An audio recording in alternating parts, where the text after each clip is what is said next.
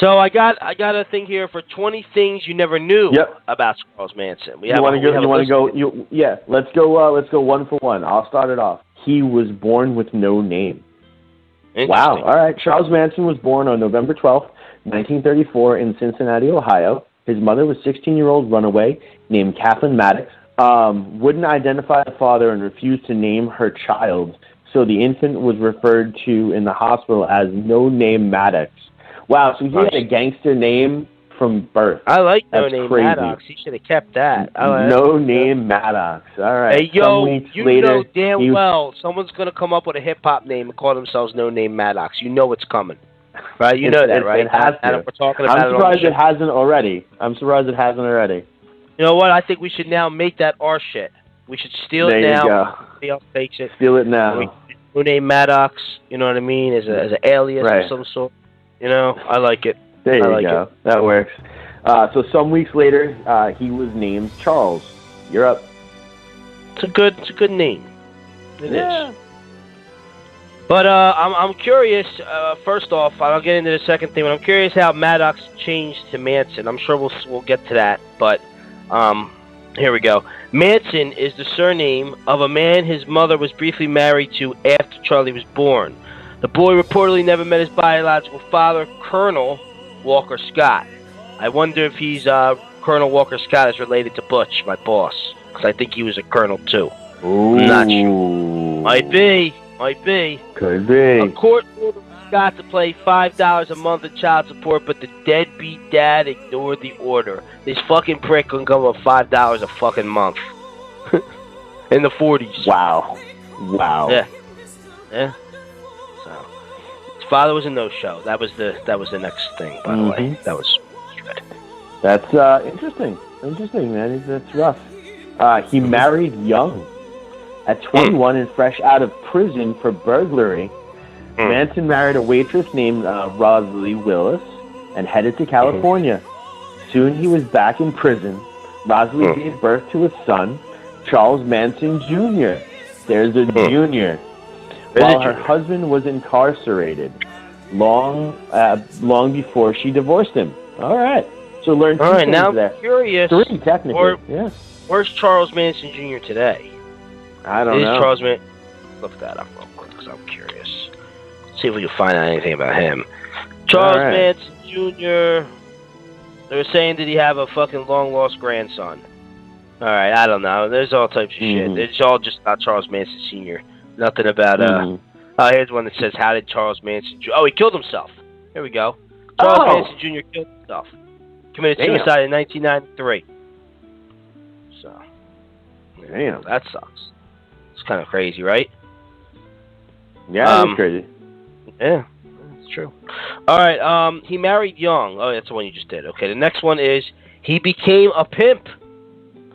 After leaving prison, Manson started pimping out a 16-year-old girl named Liana. She got married reportedly so that Liana could not be forced to testify against Manson as he faced a series of criminal charges. His marriage, too, ended up in divorce. I didn't know that. I knew he was a pimp. I knew he was a pimp. I believe it. Well, all right. Well, this is perfect. He had a famous guitar teacher. Did he? Alvin Creepy Karpis, the brains behind the Ma Barker gang, and for a time Public Enemy. No, the Ma Barker gang and who at the time was Public Enemy #1, taught Manson how to play guitar when the two met in prison. Charlie made use of his musical skills after moving to San Francisco when he set out to gain a hippie following at the Haight Ashbury. Interesting. Never knew that one. Yeah, I didn't know that either. This one's an interesting one because we talked about this last week. He lived with a Beach Boy. Beach Boys drummer Dennis Wilson picked up a couple of Manson's female followers hitchhiking. Soon his home was inhabited by dozens of Manson family members and even Charlie himself. After a few months, Wilson and his manager evict everybody. So Charles Manson actually talked Dennis Wilson and having everybody move into his place. It's crazy. Because he was a pimp and he had good drugs. Yeah. We talked about that last. Right. Yeah, that's the key. His story is getting more and more interesting to me. I'm not gonna lie. I'm waiting for the movie now to come out. He built a commune on a movie set. After they were kicked out of Dennis Wilson's home, the Manson family moved to Spawn Ranch. Spawn Ranch. Spawn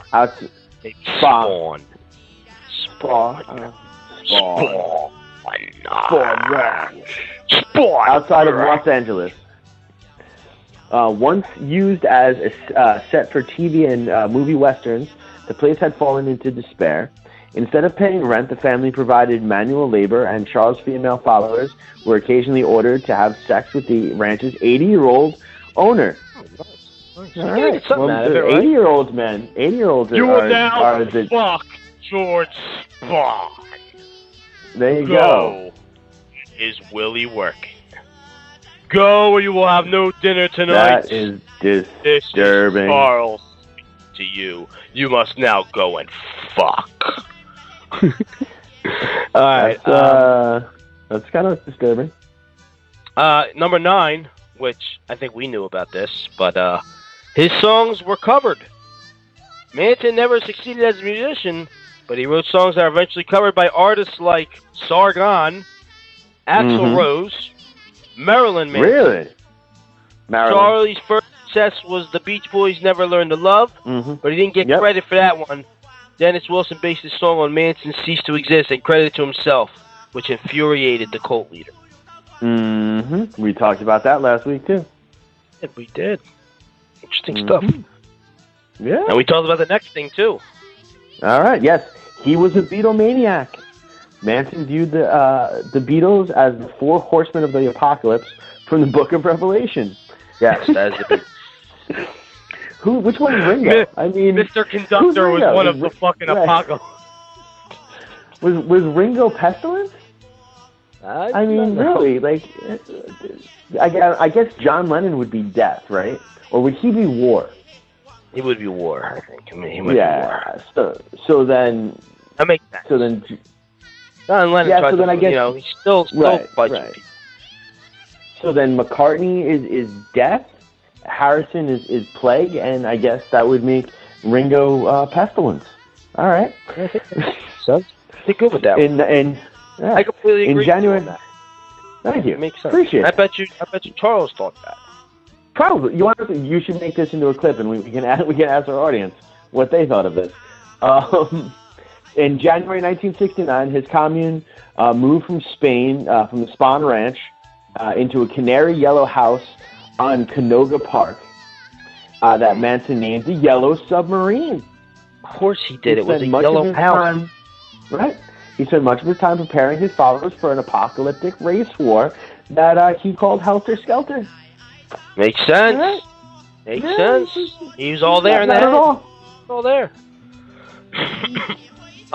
Grandpa Munster remembered him fondly. That's the next thing. You see the picture of him? I see. Grandpa from the Munsters remembered him fondly. On a few occasions, Manson served as a babysitter for the children of actor Al Lewis, a.k.a. Grandpa Munster. According to Lewis, Charlie was a nice guy when I knew him. He was nice? Yeah. Was this before or after the burglary, when he was 21? This was, Yeah. Don't know. This is probably after. Yeah, I would think so. You know, and Grandpa Munster probably liked him because Charles brought over the horse. Yeah, he did. Grandpa Munster was getting down with the horse. He's like, you will now fuck Grandpa Munster. Go. All right.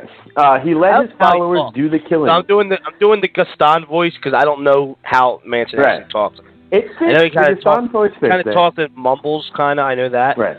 But I'll just that's not going to play well for radio. So keep doing the Gaston voice.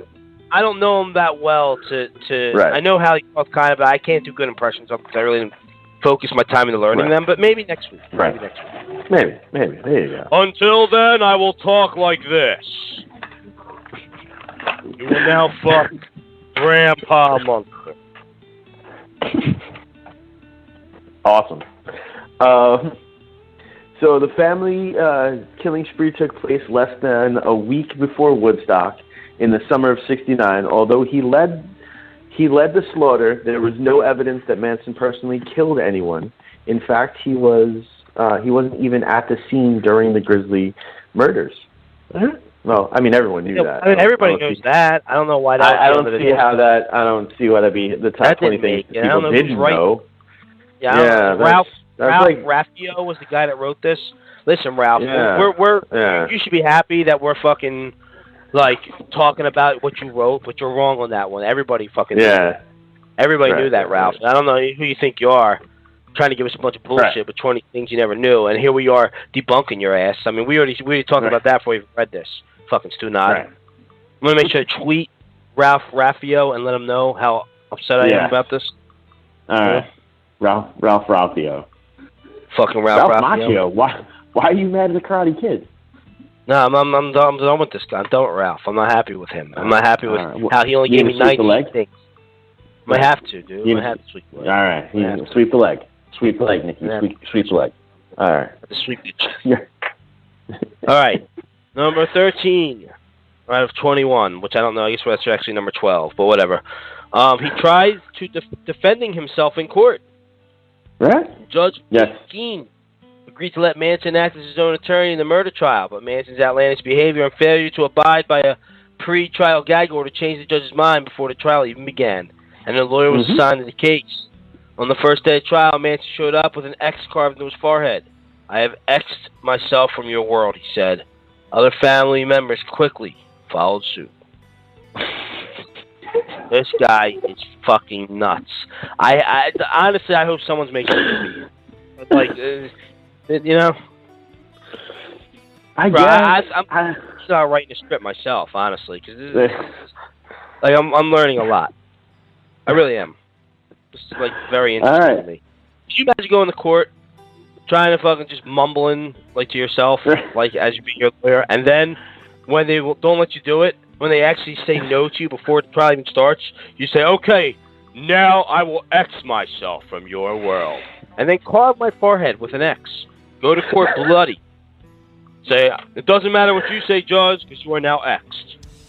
And someone tell me how this guy wasn't in a mental institution. It's not hard to tell. This is a guy who should have been in a mental institution that knew famous people. Right. That people liked. You heard Grandpa Munster. He was getting the puss.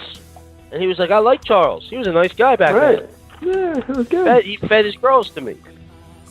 You know, Grandpa Munster. Check that out. All right. The judge was packing heat. Of course he was.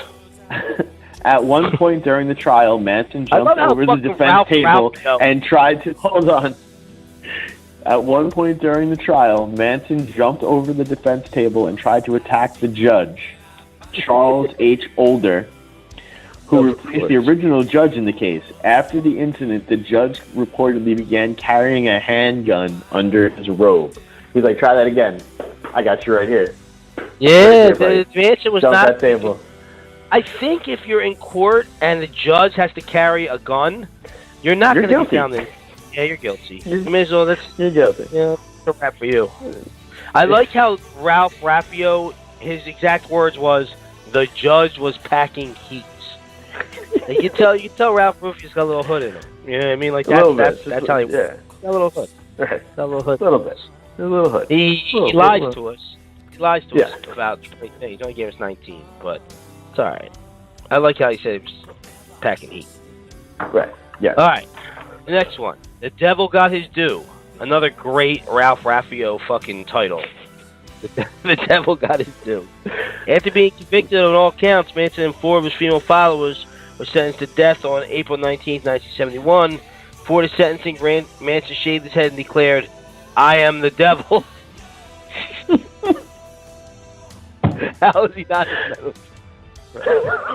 In February 1972, the California Penal Code was modified, and the death sentence is reduced to life in prison for all 5 family members. And didn't the one get out? Yeah. I remember. Yeah. Yeah, the one got out. Yeah. She ain't killing nobody now, I don't think. But at least I haven't heard anything. But Right. yeah, the one got out. I remember it was like a year or two ago. Right. Oh, the next one's interesting. All right, yeah, give me 1 sec. Well, Yeah. you want me to do the next one? I got it. I got you. Yeah, I got it. I'm right here. He did a late night talk show. Fucking guy, he's everywhere. Of course he did. Of course he did. Why would he? Manson's first interview while he was incarcerated took place in June 1981 when he appeared on The Tomorrow Show with Tom Snyder. The X carved into his forehead had been revised, and it was now a swastika. Yes, yeah, that's swastika. You scared to die? Snyder asked his guest. Living is what scares me, Manson answered. Dying is easy. Okay. This is a guy that lived to be 83 years old and died of natural causes, by the way. Just Oh. Good luck with this next one, bud. all right.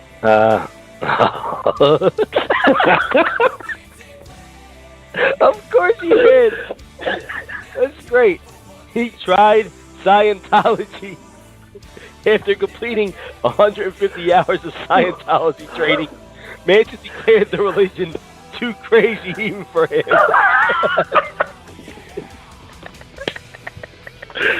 Let's officially go on record. When Charles Manson says your religion is too crazy even for him, your religion should stop existing. Yeah, I think it's time. Charles Manson's the boss. If he thinks it's a little crazy, then, it might be over. He had 12 parole hearings. I'm enjoying this, by the way. Like this. This is hysterical. This is not supposed to be a comedy piece, but this is incredible. This is what happens when two deranged people go over this. Yes. He had 12 parole hearings. That I knew about. The last one was in 2012, and that was the 12th time his petition was denied. His next parole hearing would have been in 2027. Yeah. Well, he had wait a minute. You skipped one. He never. No. I think you skipped it. Yeah, you did. You did. I got it. I found the one you skipped. Yeah, it was an accident. Okay. Unless fucking Ralph fucking Randall or whatever his name is, fucking Rafio, got things all screwed up, and your computer's a different thing than mine. But the one that was skipped was he studied Dale Carnegie. In prison, Manson took classes held by Dale Carnegie Institute based on Carnegie's best-selling self-help book, How to Win Friends and Influence People. The book was a long-time favorite amongst business people, including Warren Buffett. I've read the book. It's a good book. Why is the picture of him with the parole hearing, why does he look like Saddam Hussein? If you put the picture of Charles Manson next to the picture of Saddam Hussein, like before Saddam, they look like fucking twins. Right. They do. Someone please put Saddam and Manson's picture next to each other. Screener, if you're still around, maybe you could do that and post that. That would be nice. I want to see those two next to each other. I think that would be good. Just do it, and we'll see. We'll see what people say. See what people say. Just give it a second. Give it a shot. So Dale Carnegie, he follows Dale Carnegie. That is hysterical. Yeah, I like it. No, it's interesting. It's very interesting. Looking at the next one, and she ain't bad looking. I'm just gonna say that. Bitches love this guy.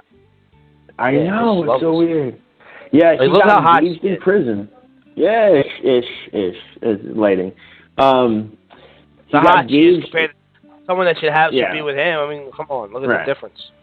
In November 2014, Manson and 26-year-old Afton Elaine Starr Burton obtained a marriage license, but the wedding never took place. It was reported that Burton only wanted to marry Manson so that she could collect his corpse after his death and create a tourist attraction. Ah. Now that makes sense. Of course she did. She's just as fucking crazy as him. All right, next one. Next one. Honestly, I think fucking Ralph Rufio is the last one. By the way, I think Ralph Rufio made this one up at the end. But I mean, this is again not really something that people didn't know, and it was he thought he was the smartest guy in the room. Well, no shit, because he probably was. I mean, if the guy was able to get people to kill people for him, you're pretty smart to be able to fool people into doing that. And I hate to say it, but this dude was probably intelligent as shit. Says, look down at me and you see a fool. Look up at me and you see a god. Look straight at me and you see yourself. Charles Manson is quoted in the book, 101 people you won't meet in heaven. No, it's that confidence, too. You know, it's not just intelligence. Yeah. It's that confidence, that swagger. Person. Very interesting person. Right, for all the wrong reasons. And that's what ticks me off is it's for all the wrong reasons. You know, well, it is, but it's, you know. I'm not going to say I'm not going to watch a movie if a movie ever comes out. Of course. No, of course. Entertainment is entertainment. This guy is entertainment to the fucking max. Just like trying to look into this dude's fucking... How many years in prison you think he actually fully did? Well, he was arrested he started serving in, 72? So... Started serving, yeah, but then he also got locked up a few times before that. Oh, yeah, no, he's the majority of his life. Yeah. It's crazy. That's crazy. Yeah, it is. It is. Definitely an interesting topic to get into on tonight's show. I would definitely definitely follow through with some more serial killer shit, because that's interesting to me.